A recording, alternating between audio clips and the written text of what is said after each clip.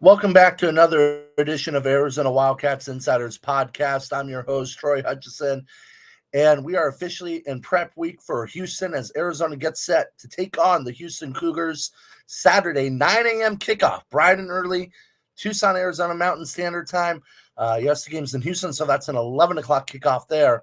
It's going to be an early game for the Wildcats. However, before we start to talk about Houston, before we start to talk about what they need to do to prepare for the Houston Cougars, who are sitting at 5-1, let's talk about Arizona BYU. Let's evaluate some of the stuff that happened in that game. There's a lot to break down there.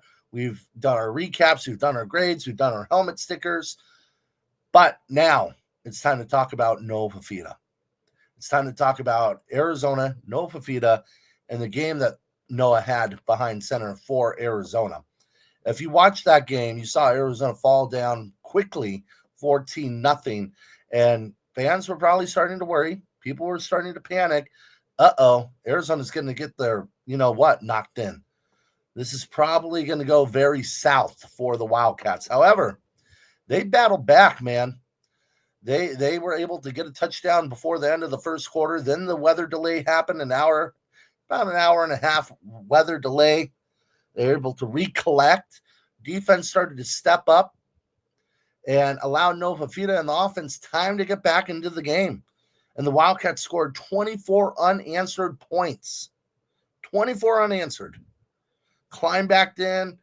They had a 36-yard touchdown run with about 11 to 10 minutes left in the fourth quarter in the game from Kendrick Risino.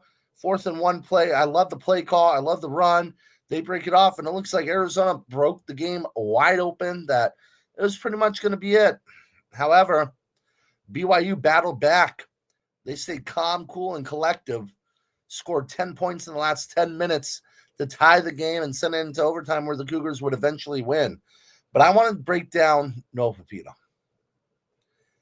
All season long, one of the biggest themes for Noah has been good game, but leaves you wanting more. And I'm going to be honest, the game against BYU kind of had that theme, kind of had that groove to it, where, man, it was a good game for Noah Fifita. I thought he did a good job. I thought overall it was a solid game. When you look at Noah's stats, which I'm pulling up right here, right now, Fifita was able to have success against BYU and managed to toss the ball for about 219 yards. However, 45 passes, 25 completions, not a great completion percentage there. 4.9 yards per pass. You need more explosive plays. You need to be able to get the ball 10, 15 yards downfield. He gets a QBR of 61.9. I thought his receivers kind of let him down in the game. I thought there was moments where they just weren't able to break free. BYU is a very good and physical football team, and I thought the receiving corps struggled in the game. Now, here's the thing with Noah.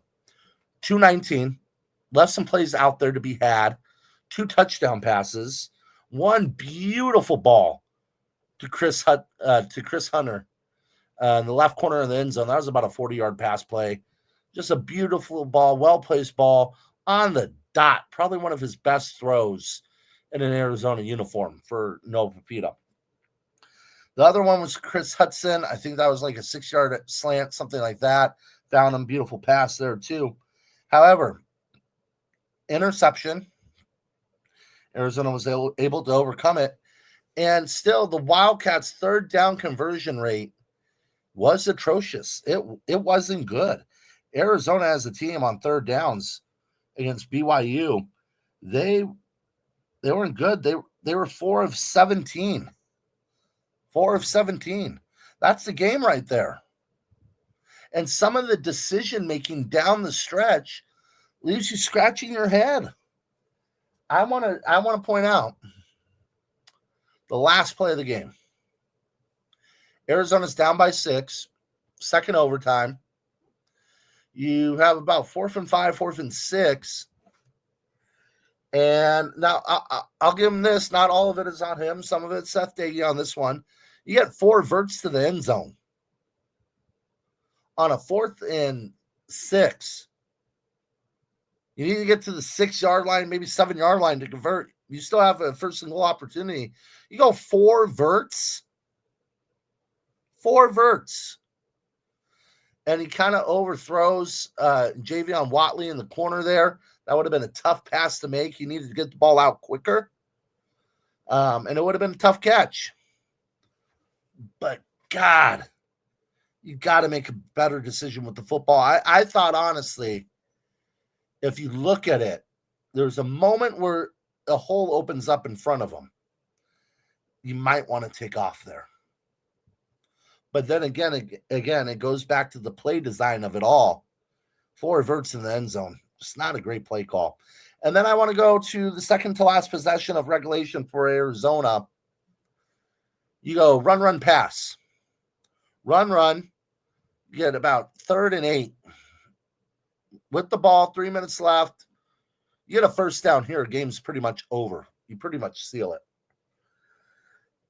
I was saying in the press box they should have ran it.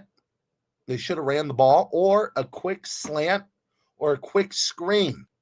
But get the ball out of Noah Fifita's hands as quickly as possible. Make it simple. Simplify it for him. Instead, they call a play that kind of needs time to develop. The blocking on the offensive line kind of collapses on that play. Noah has to roll to the right, and you're making them scan the field.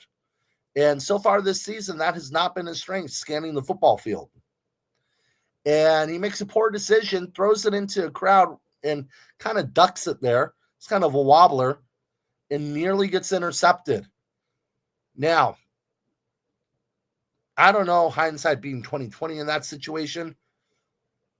When he rolled out, he needed to just put his head down and run.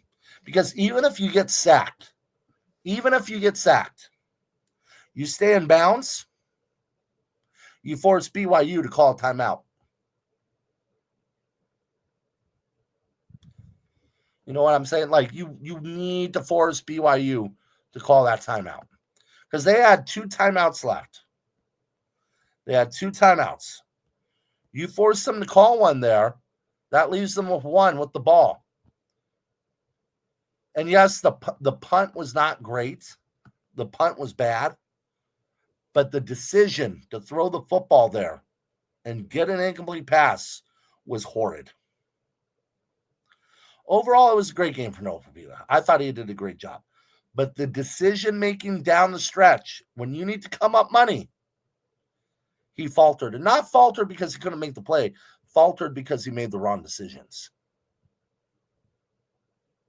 You can't have that happen. Especially with a guy that is a veteran and has been in Tucson for a long period of time. I know it's his first year in this system. But still, it's a veteran. You've been through battles. You've been in these situations. You've excelled in these situations. You got to make a better decision with the football.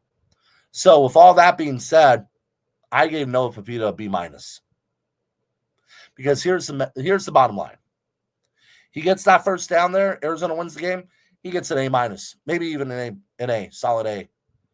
It was a solid game. It was a very good game.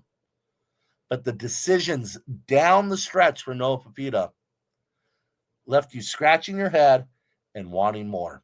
And so far, that has been the theme of Noah Fifita this season. Man, he's been good, but he left a lot out there. You can't continue to leave it out there if you want to be a good team. You can't continue to leave it out there if you want to make a bowl game. I still have Arizona going into a bowl game. I still have them at 7-5. I had them winning this game earlier in the year, but I also thought they were going to lose the Kansas State game because I thought Kansas State was going to be a better football team. So you just don't know how it's going to play out, but I still like Arizona at 7-5, but they got to fix some things. And Noah Fifita, he's got to be better. That's the bottom line. He's got to be better. You're talking about a guy that is a leader of the clubhouse, leader of the locker room, and a face of a program. You got to make those plays. That's the bottom line. But no, Fifita gets a B-. Arizona moves on to play Houston this upcoming week. We'll have more coverage on Arizona Wildcats on SI. Follow our Twitter account at Arizona Wildcats on SI, or follow me, Troy Hutchison, at THutch1995, and we'll see you next time.